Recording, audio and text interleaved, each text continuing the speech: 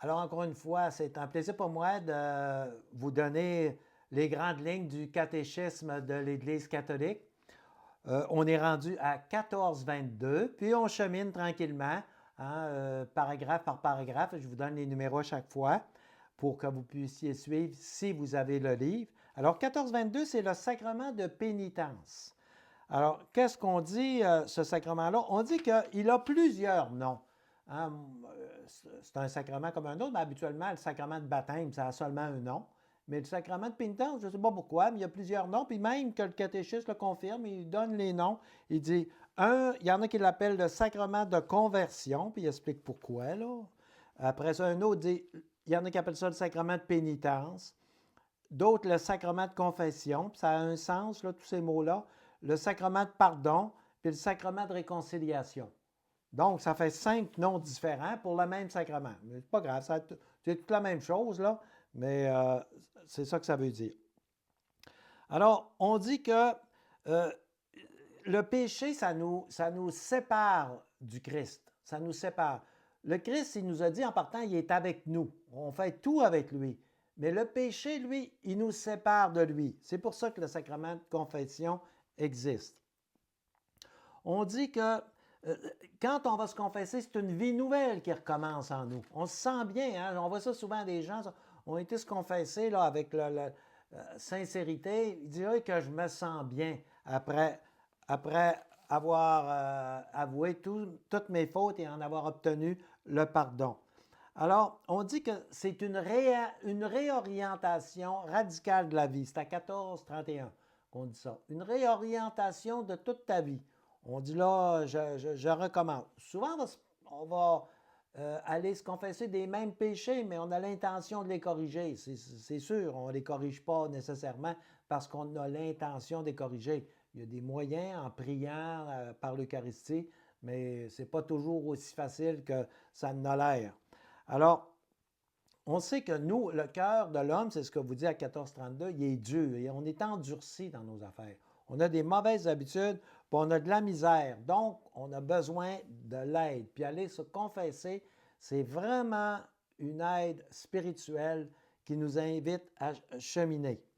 Alors, on nous dit que pour cheminer, là, il faut faire pénitence. Hein, après s'être confessé, pour s'aider, on nous recommande le jeûne, la prière, l'aumône, pour vraiment, si on veut se donner une chance de cheminer, juste le dire, des fois, là, ça ne vaut pas cher. On dit que un péché, c'est une offense à Dieu. Oui, vous allez me dire, c'est une offense à quelqu'un, des fois. Mais cette personne-là, c'est en tant que frère de Dieu, c'est en tant que relation à Dieu. Il faut comprendre ça. Nos frères, ils ont été créés par Dieu. Il nous l'a dit, là. C'est tous vos frères, vos sœurs. Ce qu'on fait aux autres, il va nous le retenir aussi. Donc, c'est une offense à Dieu, puis ça porte atteinte à toute la communion de l'Église. Plus vous allez cheminer, vous allez voir, on est tous ensemble et on est là pour s'entraider, pour prier les uns pour les autres. La communion de l'Église. Quand on a compris ça, c'est tellement plus agréable de prier.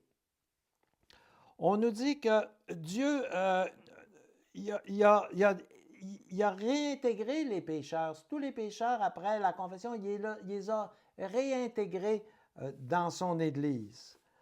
Alors, comment on peut penser qu'un prêtre a ce pouvoir? D'où ça vient ce pouvoir-là? Parce que, tu sais, ça n'est pas tombé du ciel. On nous dit que c'est Saint Pierre qui l'a reçu quand le Christ lui a dit « Je te donnerai la clé du royaume des cieux quand je serai mort. Tout ce que tu liras sur la terre sera lié dans les cieux. » Alors, vois-tu le sens?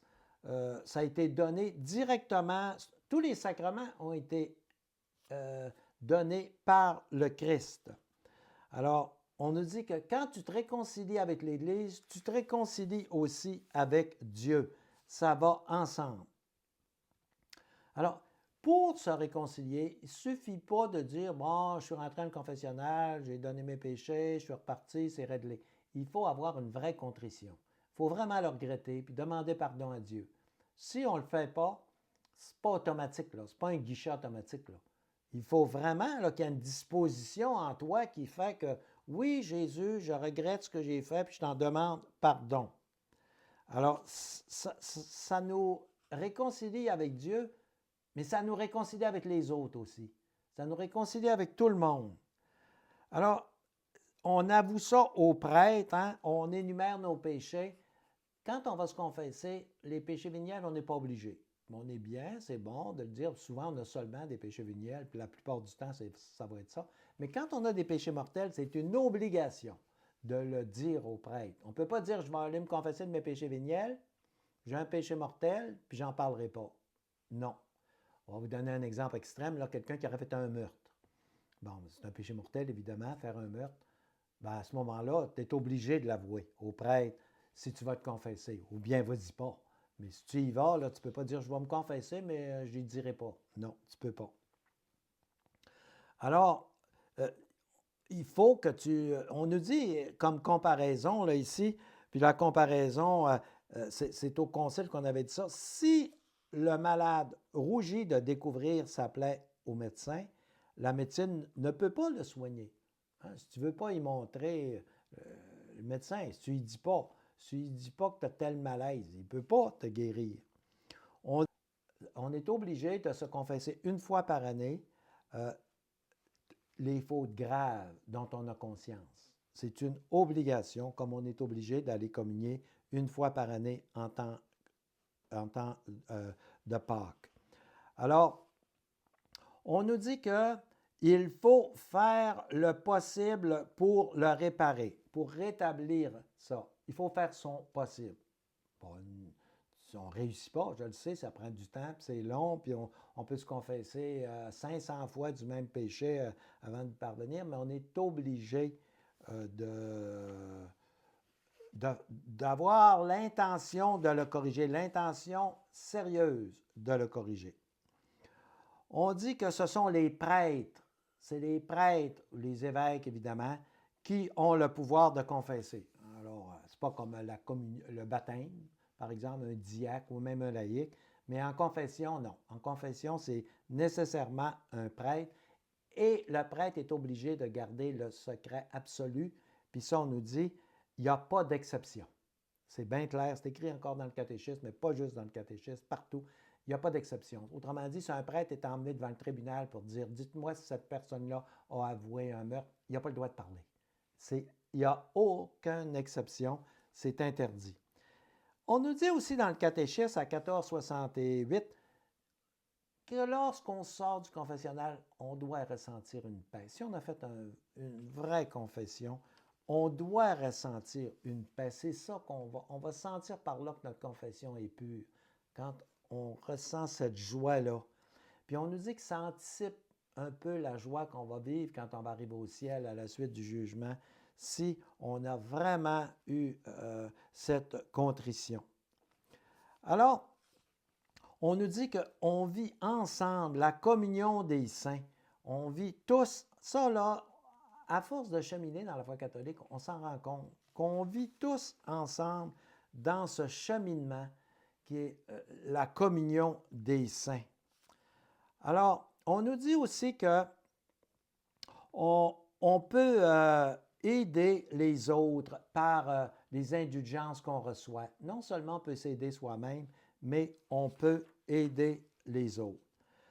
Alors, supposons qu'une personne, on entend souvent dire qu'il y a une confession générale. Par exemple, le prêtre voit une église pleine puis il dit « je confesse tout le monde ».